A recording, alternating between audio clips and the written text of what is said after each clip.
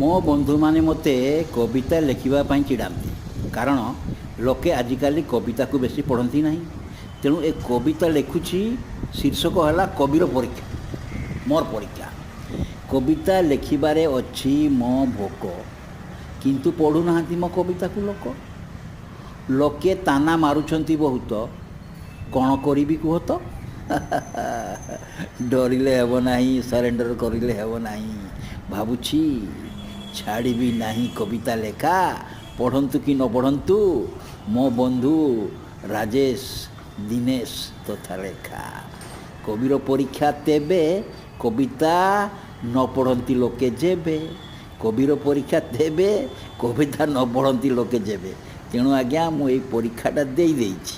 ଆପଣମାନେ ପରୀକ୍ଷାରେ କେତେ ନମ୍ବର ଦେବେ ଦେଖନ୍ତୁ। ଆଉ ଧନ୍ୟବାଦ।